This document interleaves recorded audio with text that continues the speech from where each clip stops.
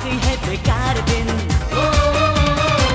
जाए जाए जाए जाए एक बार जो चाहे जवानी फिर ना आए जवानी फिर ना आए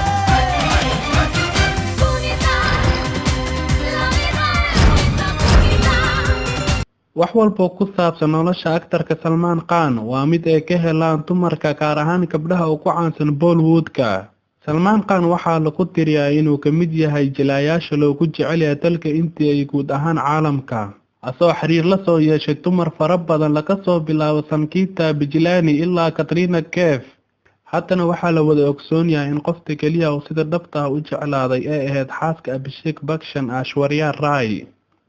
jacaylka Salman iyo Ash ayaa bilowday sanadkii 1999 balse dadka qaar ayaa isweydiiyay waxa Salman ku dhaliyay inuu jacayl u qaado Ash oo xilligaas ahayd aktarad aad u da'yar. intii la ku guda jiray wareysi uu bixiyay Salman Khan 18 sano ka hor wuxuuna ku sheegay sababta ka danbeysa jacaylka waalida ee uu u qaaday Ash. wuxuuna yiri waan jeclaa Aishwarya Rai waxaan u qaaday jacayl taacad ah anigoo eegeen da'da yar ee jirtay xilligaas. waxay ahayd gabar Hindustaani ah waxay ahayd mid aad u ixtiraamta waalidkeed waana sababta ugu weyn ee aan jacaylka ugu qaaday ayuu yiri Salman.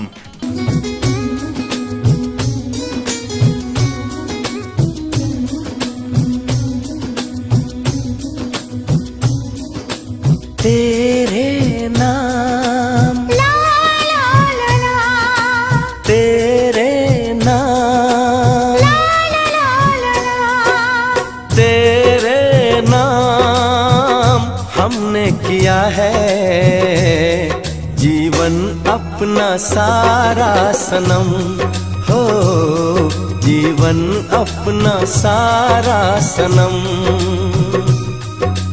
प्यार बहुत करते हैं तुमसे इश्क है तू हमारा सनम हो इश्क है तू हमारा सनम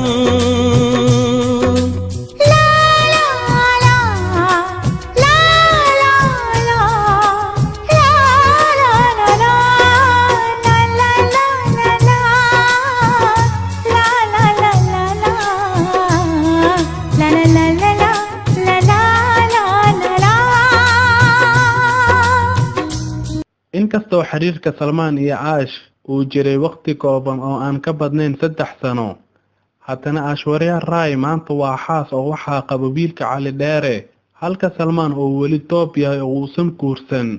gabadhii ugu dambeysay Salman lagu xanto waa qalanjada reer Romania Lulia. inkastoo uusan Salman shaacin xiriirka haddana waxaa la sheegay inuu dhowr jeer booqday dalka Romania si ay u kulmaan. जाने जाना ढूंढे तुझे दीवाना सपनों में रोज आए आ जिंदगी में आना जाने जाना ढूंढे तुझे दीवाना सपनों में रोज आए आ जिंदगी में आना सनम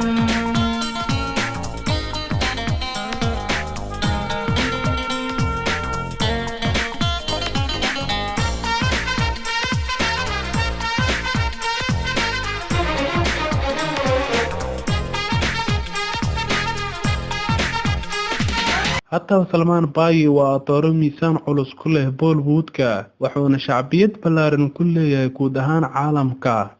aktarka magaciisa oo dhameystiran waa Abdulrashid Salim Salman oo ku caan baxay Salman Khan.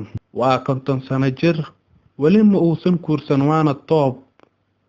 dadka qaar ayaa aaminsan ama ku xanta Salman in weli qalbigiisa aysan ka go'in Aishwarya Rai. daawadayaal barnaamijkii falaqeynta Bollywood-ka waana ka intaas waxaan ila socodsiinaya anigoo Cabdicasiis Cabdullaahi Cabdicasiis Nadara waxaa fududeeyay ama soo saaray Home Films.